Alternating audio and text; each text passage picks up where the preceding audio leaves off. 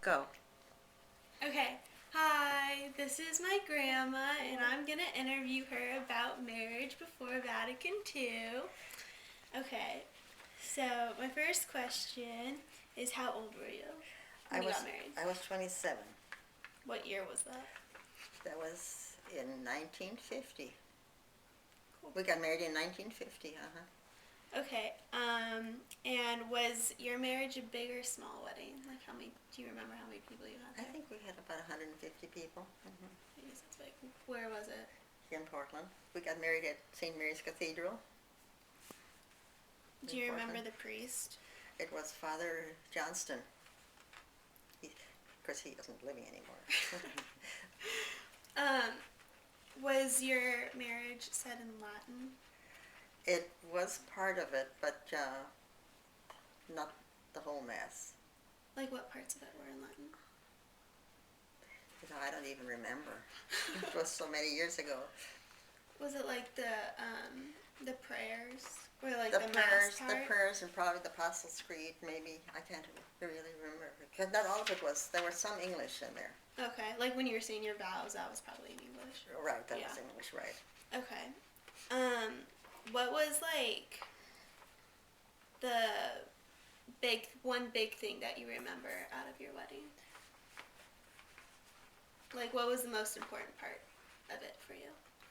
I suppose when we said our vows to each other. Pretty important. Okay.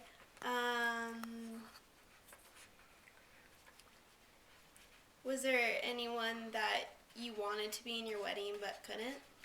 Oh yes, in those days before Vatican II, the non-Catholics couldn't be inside the altar, and my best friend Connie was supposed to be my best maid of honor, Maid of honor. maid of honor, and she couldn't be inside the altar. So then I had somebody else, but she was just an attendant then, and these. So she couldn't be in the wedding She at all? she was in the wedding, but they had to stay outside the altar. So I had another girlfriend that became my best Your maid of honor? maid of honor. Oh, okay. Best maid of honor. Okay. Are there any like big differences that you saw between your wedding and my mom's wedding? Or Well, Aunt Shelley or anyone? yes, because things had simplified considerably, and now non-Catholics can be in the wedding and participate. And I guess that was probably the biggest change, really. And in some cases, the mass, they don't have a complete mass. Sometimes they just have the sort of a service, and instead of the Holy Communion, the Eucharist. Is that for non-Catholic, when people get married, when they're Catholic and non-Catholic? Right? Or is that both Catholics? Can they not? No, both. If it's a Catholic wedding, I mean, it's a mass. It's a complete mass. Okay. And with non-Catholics, it is too, but they can't. The non-Catholic can't receive communion. Yeah. Was that one of the big issues when you were getting married? No, I don't think it was an issue because we realized that was the way it was going to be. Okay. What else? Did you have to go to counseling before you got married? Yeah, everybody. Everybody has have. Do you remember that at all, or like any part of it?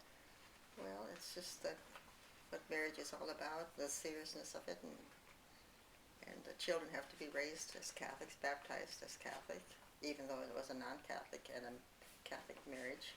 Mm-hmm. Do you remember how many times you had to go to counseling before your wedding? I think it was about 6 weeks. 6 weeks. Of counseling or 6 weeks before? 6 weeks before. Oh, okay. Before the wedding. Okay, and you had 4 children. Was that like a chill for you and like your family? Was that a big like part of it? Like when you got married, you had to have children? Not necessarily. I don't think you had to have children. I mean, you just accepted the fact that you're going to have children if you're going to get married. Yeah. Well, there was like, when I was researching it, it said that before Vatican II, like, one of the main reasons people got married was to have children.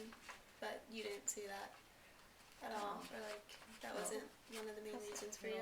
No, because I think you got married with the idea that naturally you're going to have children. It's Yeah. a family. You're going to have a family. Yeah. That's part of it. Okay. And I think even now when they get married, that idea is there, but then sometimes they don't have children until later on Yeah.